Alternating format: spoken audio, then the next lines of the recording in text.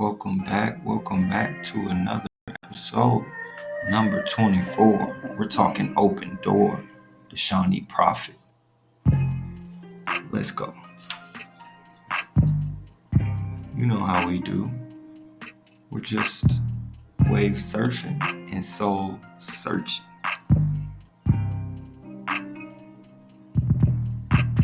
I'm just talking lost tribes and promised land, the seed of Abraham. Just something slight, man. We're talking about the might of the Most High. Halal. Just connecting the dots, putting the puzzle together, and we just keep getting better. Much love to the wave surfers out there. All praises to the Most High. Halal. You are now tapped in with Dragon Canoe. We are steadily rowing, and we are constantly flowing. We out of here for this one. Episode number 24. We're talking open door, the Shawnee Prophet.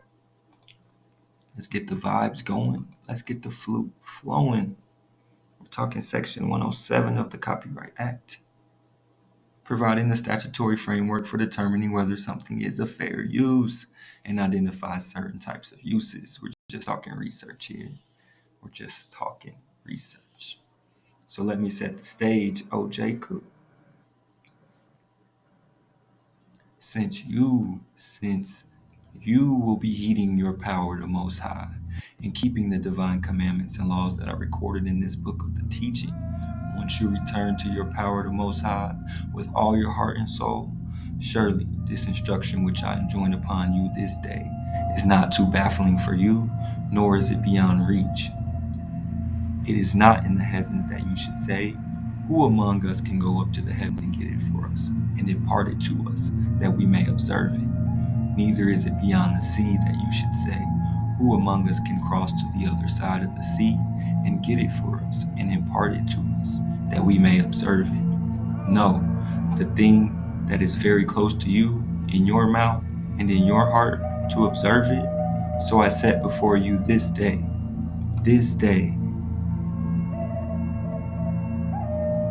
life and prosperity, death and adversity. For I command you to this day to love your power, to walk in your power's ways, and to keep Hawah's commandments, Hawah's laws, and Hawah's rules, that you may thrive and increase, and that your power the Most High may bless you in the land that you are about to enter and possess. But if your heart turns away, and you give no heed, and are lured into the worship and service of other gods, I declare to you this day, that you shall certainly perish. You shall not long endure on the soil that you are crossing Jordan to enter and possess. I call heaven and earth to witness against you this day. I have put before you life and death, blessing and curse. Choose life, O Jacob, if you and your offspring would live, by loving your power the Most High, heeding Hawah's commandments, and holding fast to your power. For thereby you shall have life, and shall long endure upon the soil that your power swore to your fathers, Abraham, Isaac, and Jacob, to give to them. Let's go. We're talking episode number 24. We're talking opening the doors. Let's get it. Let me know what you think. Leave a note in the comments. We're just wave surfing and soul searching. Steadily rowing and constantly flowing. Are you the Dracons, the dragons found here in America? Let me know what you think. Leave a note in the comments.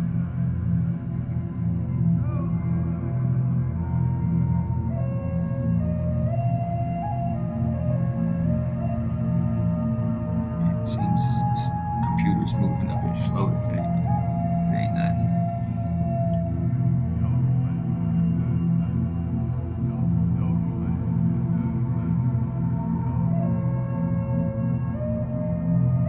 Let me know what you think. Leave a note in the comments. Number 24, we're talking open door. Let's go. We on a journey here. We ain't in a rush.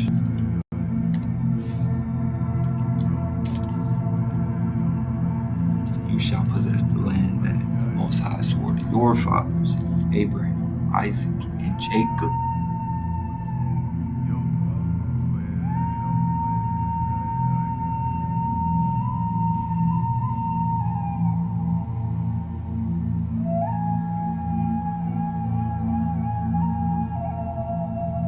Because you're now tapped in with Dragon Canoe. We're steadily rowing, and we're constantly flowing. We out here. For several hundred persons have been established at Peoria, Cahokia, Chicago, Fort Wayne, Oyatana, Park Ovash, Riviere Raisin, Sault Ste. Marie, Petite Coquelin, Portage, LaPointe, and most famously, Mishinimaki or Mackinac. These communities had emerged mostly out of the fur trade regime created by New France. We're just talking Peoria, Cahokia, Chicago, Fort Wayne. We're talking the Midwest, Illinois, Indiana, and Michigan. Mishinimaki or Mackinac. These communities had emerged mostly out of the fur trade regime created by New France, but they had been increased by British and American trade and the decisions of Native people as well. The core of the Mississippi River and Great Lakes may have offered the most stable platform for family creation. But because a part of the trade was not controlled by giant monopolies, the operatives moved often discouraged marriage. But people settled in these regions by developing permanent kin connections to local nations. Let's go. Talking Louisiana Purchase, 1803, claimed by the United States, the Mississippi River, down from New Orleans up through Kaskaskia, St. Louis, all the way to Canada, breaks off to the Missouri River, right? So most of this here is Louisiana Purchase. These striped lands are what they're saying are Osage claims, and then New Spain, New Mexico territory. So Mackinac, Michigan, Mishinimaki, which means at the territory of the Mishinimaki. The Mishinimaki was an extinct division of the Ojibwa formerly living in this region. It says, is Mackinac an Indian name? Mackinac Island is a shortened version of the Native American name pronounced Mishinimaki. The Anishinaabe people named this area, and Mackinac Island, Mishinimaki, meaning place of the great turtle. Mackinac, place of the great turtle. For the Shawnees believe that we live upon an island, which is a plane of earth, we're talking flat earth, extending to great length from east to west. Underneath this island is a vast body of water, supported by a great turtle swimming in it, and placed there for that purpose by the Great Spirit, the Most High. They suppose that to the south, on the opposite side of the sea, there is another island inhabited by the whites. On the opposite side of the sea, there is another island, a plane of earth, inhabited by the whites. It says on the extreme opposite edge of that, the island, the sky touches the earth. The island, the sky touches the earth. And on the convex side of it, someone would find another earth, peopled throughout like this, and that he might travel upward. He may travel upward to the Shamayims, through it until he reached a point in the Shamayims, exactly over our heads. But as the sky is constantly moving up and down, at the edge of that island, it would be impossible for a man to get through. So let that sink in, man. We're just talking dragons. Fierce, violent person. For this man or woman is a dragon. We're talking the Mishinimaki, right? The Mackinac, the great turtle. French and Indian wars. A fierce, violent person, male or female, as this man or woman is a dragon. What was the massacre at Fort Mishinimaki on June 2nd, 1763, as part of a larger conflict known as Pontiac's War? A group of Ojibwa staged a game of Baga Adowe,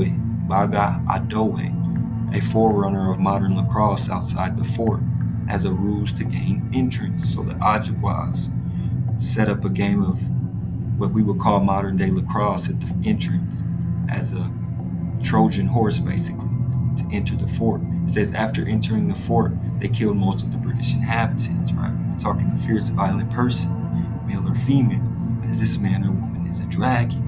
It says many visitors to the Straits of Mackinac are aware of the events on June 2nd, 1763, when a group of 400 Ojibwa men captured the British fort of Mishinimaki through a skillful surprise attack.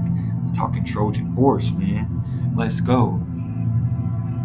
So let's get into it. So it says, for others leaving Indian country or the fur trade, it was not as simple.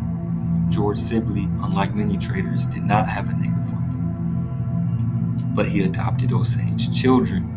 As we have seen earlier, other traders made different choices. The same year, 1822, A.P. Choteau, who was part of the founders, finding the land of what is now St. Louis, left his St. Louis family to live permanently with the Osages. So he left his family to live amongst the Indians. It says a late example of fur trade practices that had now created many generations, of people with European and native blood, right? But we got to remember, not all Europeans are white. Not all Europeans are white. And say again, not all Europeans are white. As the process of removal shuffled Indian nations across the continent, it also revealed a large population of people of mixed race who had gradually made lives for themselves and their families in communities around the Great Lakes and the Mississippi and Missouri rivers. So it says that some of these trading posts may seem one of biracial harmony, but it often involved a lot of human pain. But the range of relationships went from slavery and concubinage, meaning you had no choice, or serial and casual sexual encounters that left women and their children of mixed race abandoned and alone, right? So these fur traders are coming in, moving around, creating relationships with these natives, some of it being slavery and concubinage, some of it being what they're calling casual encounters. But again, we know how this played out. And it left these women with these babies of what they're calling mixed race. But we have to remember that not all Europeans are white. Many children of French and Indian background were raised by native nations, others by their Creole relatives. Remember from the last video, Creole, one of the most mystifying terms in African America, they say. It says we can also look at the Central Sioux and French Catholic moral codes, some of these fur traders having wives in every village, right? So, just talking episode number 24, we're talking Open Door, the Shawnee Prophet. So it says history and condition and prospects of the Indian tribes, magicians, prophets, and sacred bundles. For Tenskwatawa, or Open Door, told the Indians that their pristine state, antecedent to the arrival of Europeans, was most agreeable to the Great Spirit, and that they had adopted too many ways and manners and customs of the whites. He counseled them to return to their primeval simple condition and resort to their original mode of obtaining fire, by percussion, by drums, by beats, by sound, right? He denounced the woolen stuffs as not equal to skins for clothing. He commended the use of bow and arrow. And he created these laws and regulations of the prophet's religion, and he could then recall, right? Here are two, and if you're interested in learning more, go back to my videos, my playlist, Shawnee Learning and Knowledge. So number 5, all Indian women were living with white men was to be brought home to their friends and relations, and their children to be left with their fathers, so that the nations might become genuine Indians, man. So they were going hardcore. Number 10, every Indian was to consider the French, English, and Spaniards as their fathers or friends, and to give them their hand, but they were not to know the Americans on any account, but to keep them at a distance. So again, I ask, what does this mean? Every Indian was to consider the French, English, and Spaniards as their fathers or friends. Fathers or friends. We're talking lost tribes and promised lands, the seed of Abraham, right? Because not all Europeans are white, and to give them their hand, but they were not to know the Americans on any account. So they were basically like, we consider the French, English, and Spanish as cousins. We're not messing with these Americans. And then you have to ask why. You really have to sit back on this one. Because not all Europeans are white, right?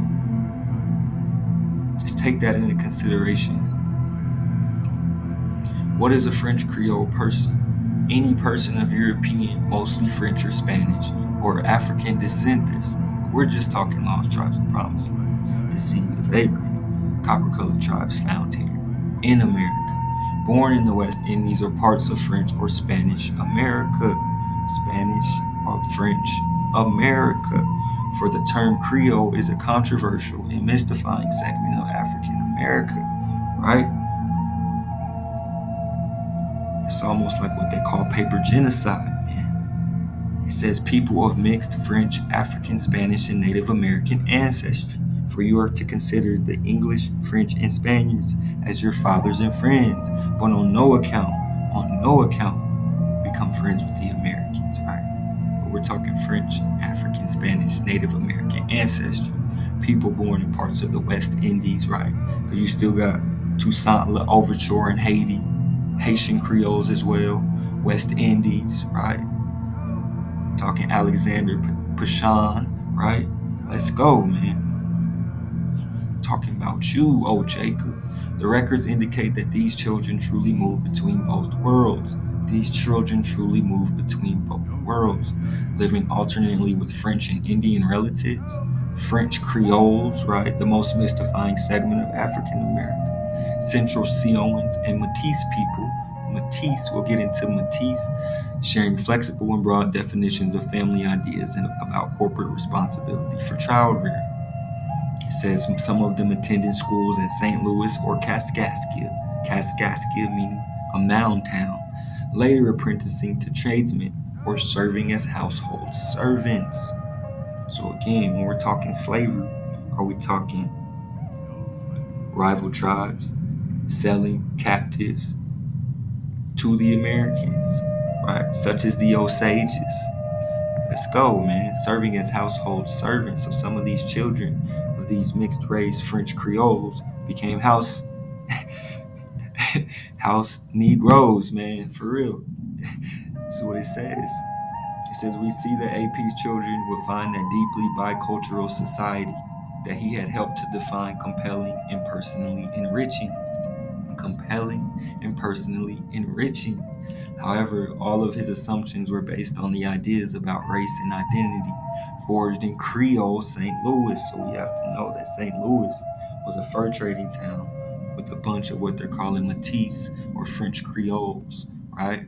But not all Europeans are white. Creole meaning of European, French, Spanish, and or African descent and or Native American, not those that would involve an American St. Louis. So they're saying back in Creole St. Louis, they had a different outlook on race and identity. But what would evolve in what's now American St. Louis would change everything, right? And it would become very stressful in those years.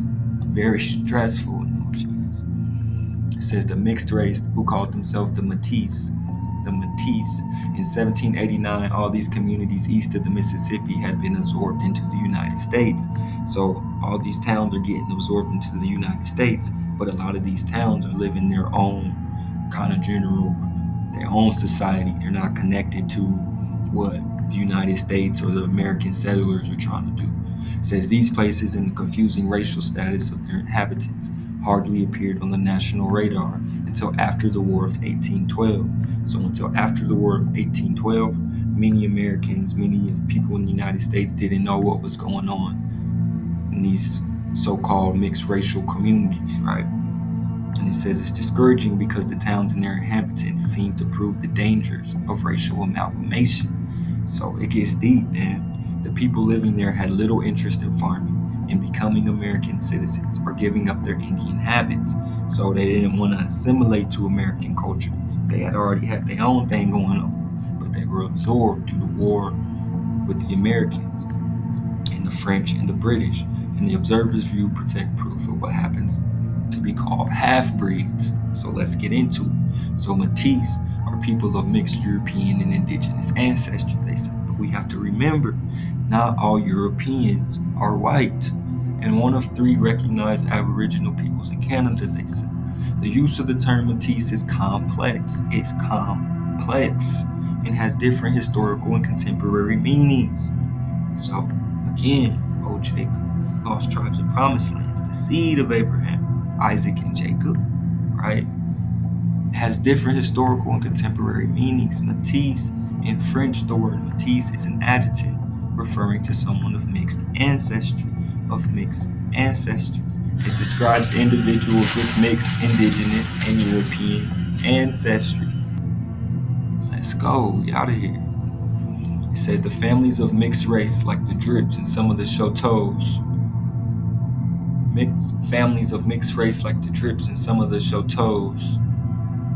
And by the 1850s, several generations of them had put roots down there, right? In communities like Cosmouth, they say, in towns from north of St. Louis, and then along the river systems of the upper Missouri and Mississippi. Other families settled on what were known as the half-breed tracts. The half-breed tracts that the federal government set up during the removal era. Their children and wives and various other people whose racial heritage seemed Indian. Children and wives and various other people whose racial heritage seemed Indian. Oklahoma, Iowa, Kansas, Nebraska, Minnesota, and Wisconsin had these tracts created between 1820 and 1850. So again, it says for retired fur traders and their mixed race families, moving across what's now the western United States. It says the ethnographer Lewis Henry Morgan reported seeing Shawnees, Wyandots, and half-breeds working at the Sisyphean task of removing the huge bluffs that line the Missouri River at Kansas City. So someone reports seeing Shawnees, Wyandots, and what they're called half-breed Métis, European and indigenous ancestry, at a Sisyphean task. Sisyphean meaning or relating to a task that can never be completed. We're talking slavery, right? We have to be. You let me know what you think, right? Leave a note in the comments. A task that can never be completed. Shawnees, Wyandots, and half-breeds working to remove bluffs lining the Missouri River at Kansas City. So again, a half-breed tract was established to provide a homeland for tribal members of mixed ancestry. Half-breed is a derogatory term. A person of mixed racial parentage or ancestry, especially one of mixed white and American Indian parentage, or Métis. They're called Métis. But these half-breed tracts sound a lot like what they call today redlining. I'm just making a connection. The term has come to mean racial discrimination of any kind in housing, but it comes from government maps that outline areas where black residents lived. Again, half-breed tracts, right? We're talking mixed, indigenous, European, indigenous ancestry, they say. But there's also Indians living amongst them as well. So, again, we're just talking copper-colored tribes found here in America, right? Some 40 years after the first redlining map was drawn, redlining was banned under the Fair Housing Act of 1968, but in many ways Hope and the Federal Housing Administration had already written the textbook of racist real estate practices. So again, we're talking black, we're talking Métis, Creole, right? The most mystifying term in black African America, they say, right? All this stuff is set up against so-called black people, right? So what makes you think that these so-called blacks have no connection to these indigenous native nations and these mixed Euro ancestry? Because again, you're to consider the European, the British, Spanish, French as your fathers and friends, but on no account, be friends with the Americans, right? We're talking lost tribes and promised land, the seed of Abraham. So this is where the story gets real tricky, man. It's where the Mormons get involved.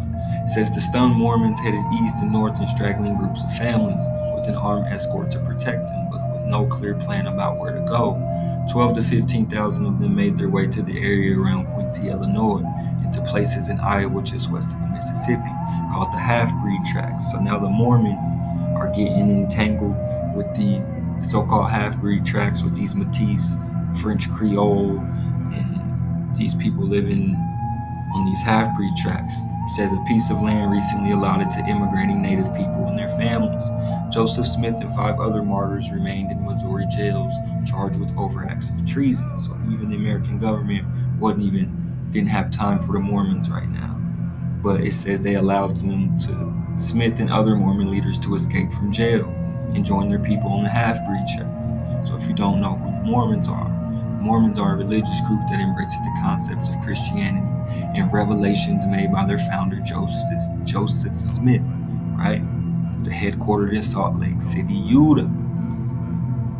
So again, Joseph Smith had the drop, and he even had recollections of these so-called mound towns, mound cities, mound complexes, right?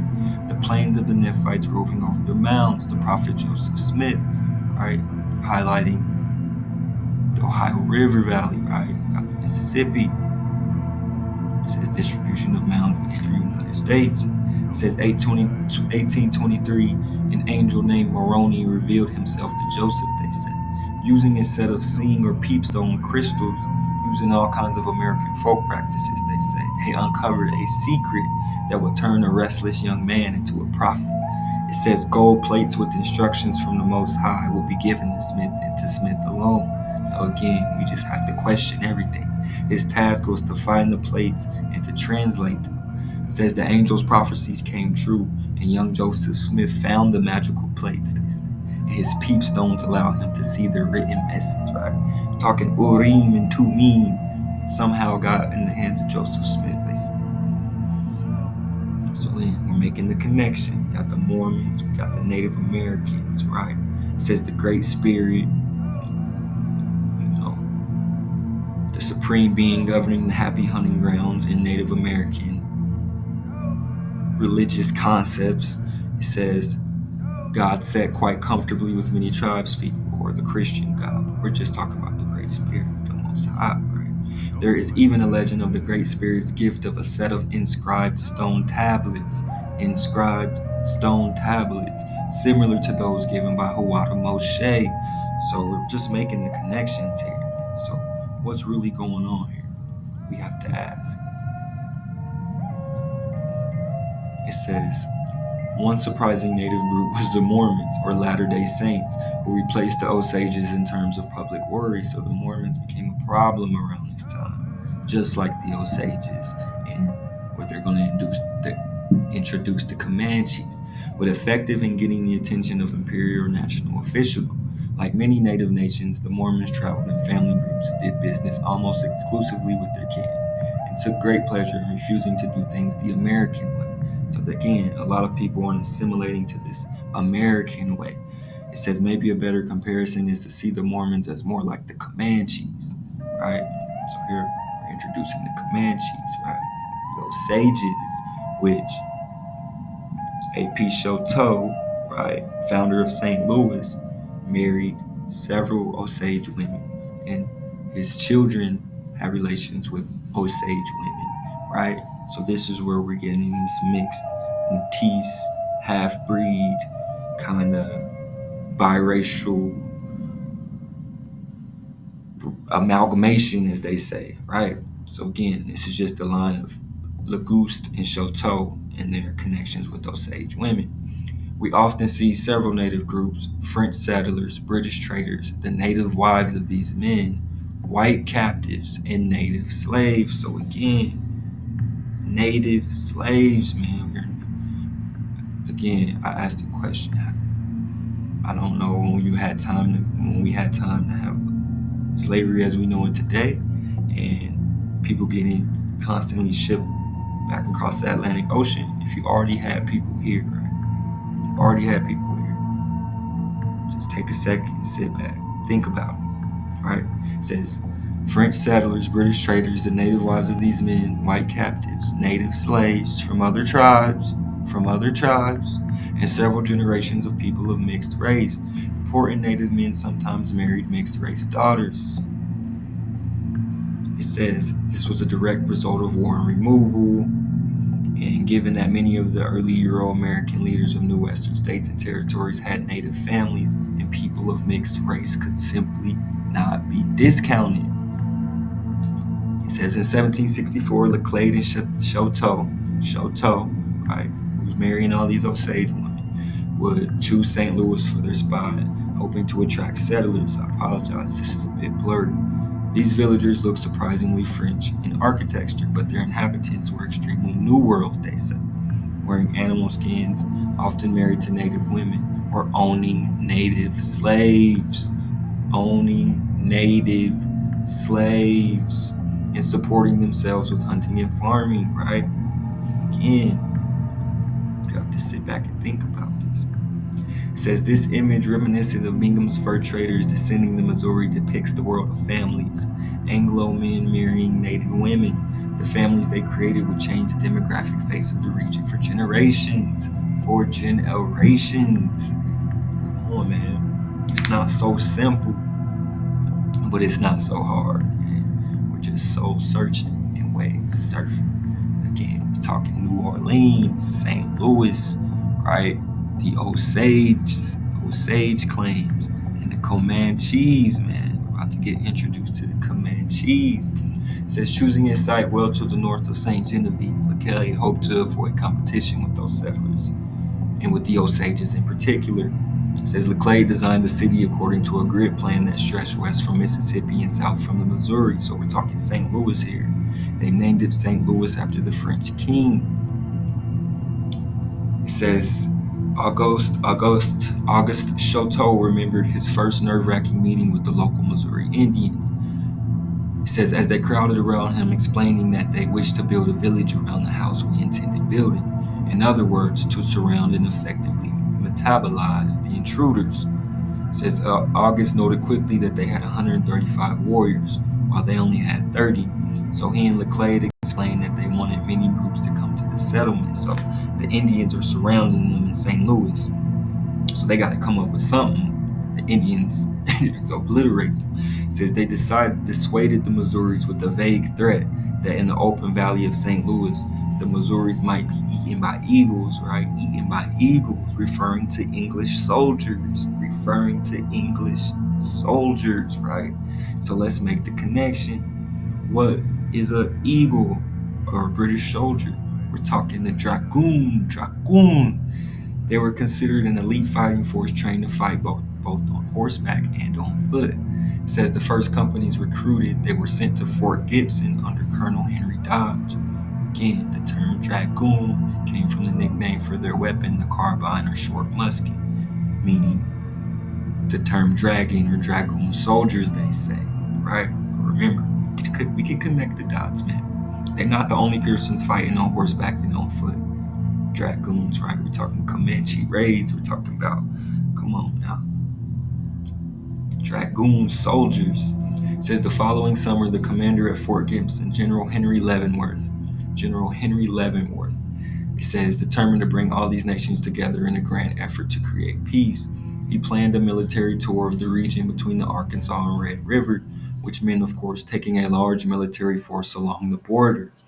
So basically, he wanted to show his power, take out a military platoon or whatever, military regiment, show the Indians that they got a big old army, and if they want any smoke, that they right here.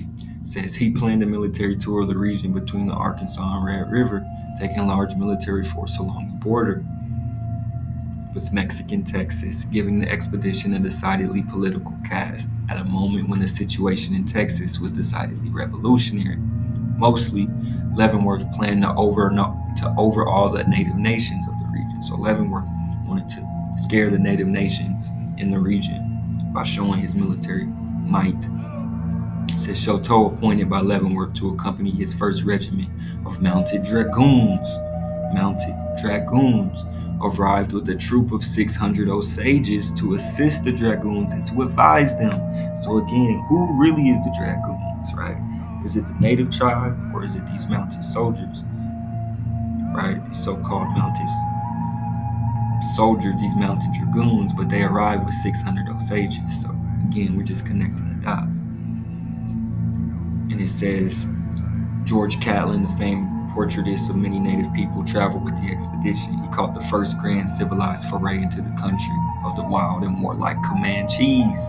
So the Comanches are giving them problems, right? Because we're just talking fierce, violent person, male or female, as this man or woman is a dragon. But as you can see, some of these tribes were working with the Americans. Many of these tribes were not. Right? We're talking dragons, fierce, violent person. As this man or woman is a dragon, right? We're talking mounted dragoons, man. Mounted dragoons. Let's go. It says villagers in Texas or New Mexico did not accommodate to the Comanches, Apaches, or Kiowas happily. They did it in fear for their lives, right? People were afraid of the Comanches, Apaches, and Kiowas. They wasn't playing no games with these American settlers. It says Spanish colonial governments recognized they had no hope of controlling powerful native nations, nor did they want to. Right? And it says they understood that losing some cattle, sheep, and horses in raids was a part of doing business, and so is the fact of captivity and slavery. So slavery is something that's going on, but in my opinion, not on such a grand scale, but in the fact of capturing these rival tribes, or capturing each other and trading them with the Spanish, English, and American settlers. Right, so they can learn the land, learn the lay of the land. People who came to Texas and New Mexico after 1821, colonist government officials and military men did not understand such vital facts of accommodation, right? We're talking Fort Leavenworth, right? Kansas.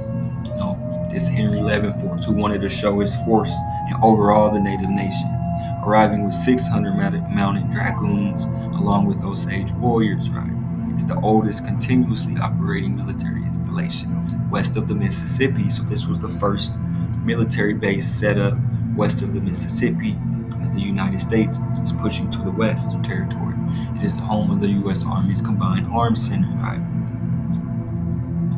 It says hysteria reigned in St. Louis, right? So St. Louis, it was going down too. It says frightened citizens gathered in the streets to burn an effigy of William Welles, the American general who had surrendered Fort Detroit, right? So it's going down in St. Louis, it's going down in Prophetstown.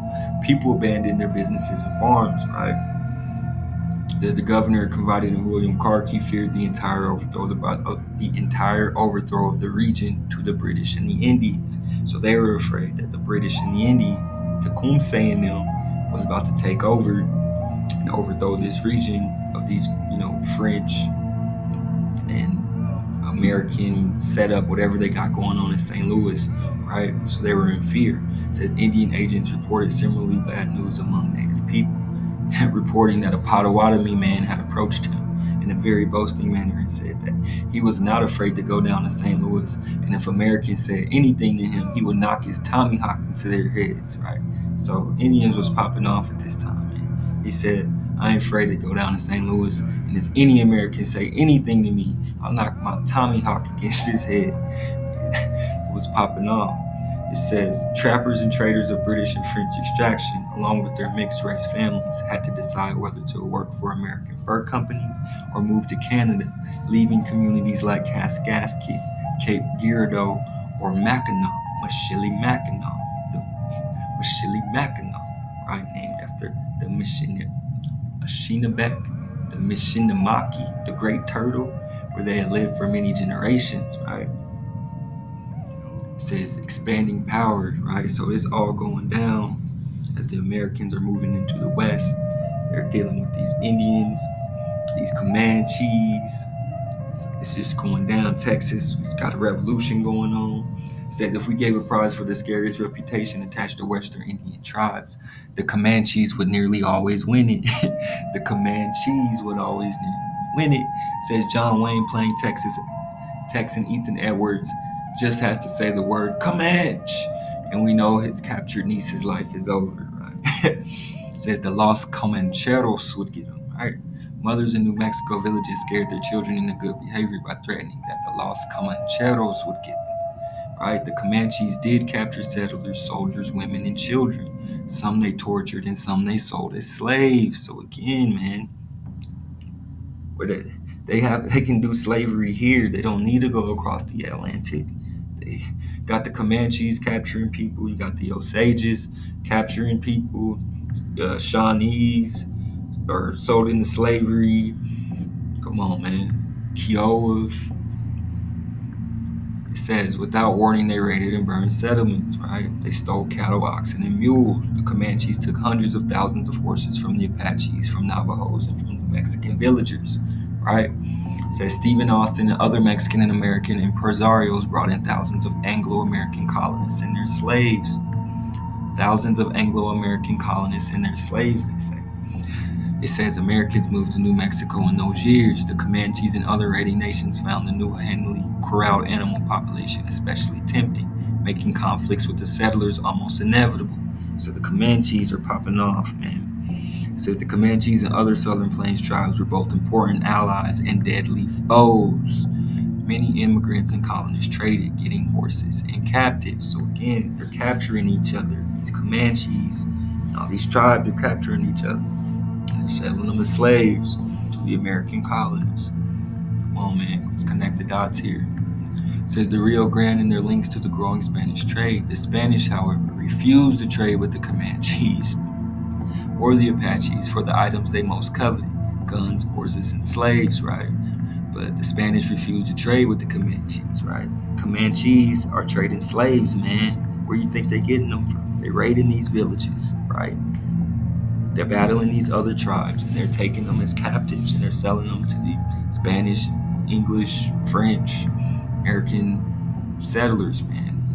It's going down, man. Shout out to Britt Johnson. Meet the legend of Britt Johnson, hero of the Texas Plain. We're talking mounted dragoons.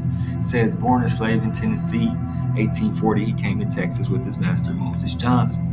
Johnson became a frontier legend when he rescued his family from the Comanches after they were captured in the Elm Creek Raid. Britton Johnson was a legendary black cowboy on the West Texas frontier, right? So I asked the question, man, are you the Jibarus, Inca-Laylus, right? The copper-colored tribes found here in Britt Johnson, right? Cowboy Indian scout orderly at Fort Belknap in the 1850s who lost his son as one of 12 persons killed in Elm Creek Indian Raid. His wife Mary and children Jube and Cherry were among 6 persons captured. Johnson traced his family by stealth, took them from Indian territory, but the Indians took vengeance. On January 24, 1871, Johnson's camp near here was attacked by Kiowas. Over 100 empty rifle shells at the site showed how valiantly he and companions, Dennis Curitan and Payne Crawford, fought before being killed and scalped. They were buried by U.S. cavalry. Man, went down. We're talking mounted dragoons, man. Much to the frustration of other nations, the Comanches emerged. The Comanches achieved this status through war, right? The Southern Plains was not a peaceful place. It had not been for a long time. Native nations fought among each other, and in doing so, they developed rich cultures. The Kiowas, Pawnees, Apaches, Cheyennes, and Arapahoes, to name a few, shared much of this culture with the Comanches. We're talking Cheyenne, Arapaho, we're talking Colorado, Wyoming, right? The Kiowas, Pawnees, right? Kansas, right? Oklahoma.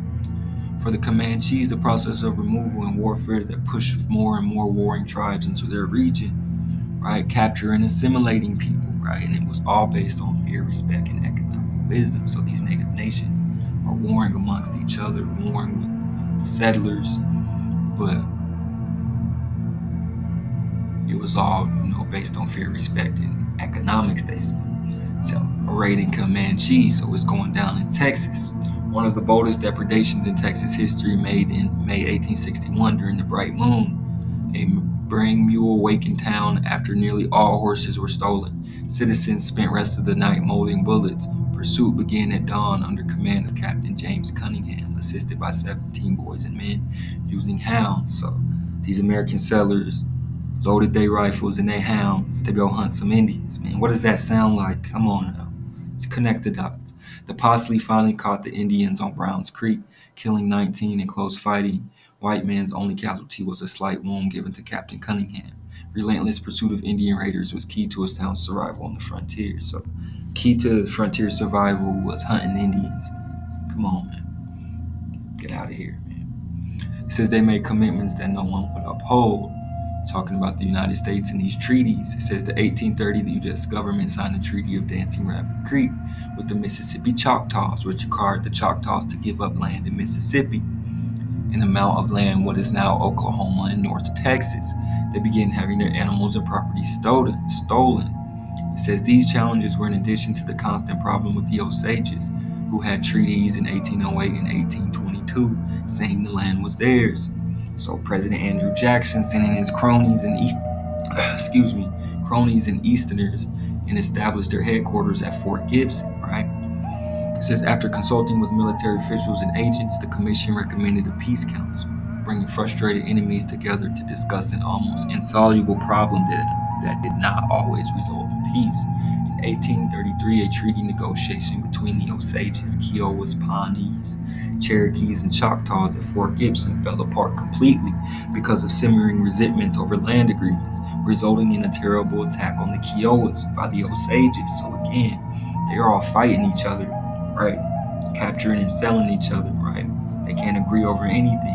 And the U.S. government is signing backdoor treaties with all of them, giving them all the same land. So basically, Americans just divide and conquer. Divide and conquer. But as the story goes, man, it's going down in Prophet's Town, man. All praises to the Most High. Man,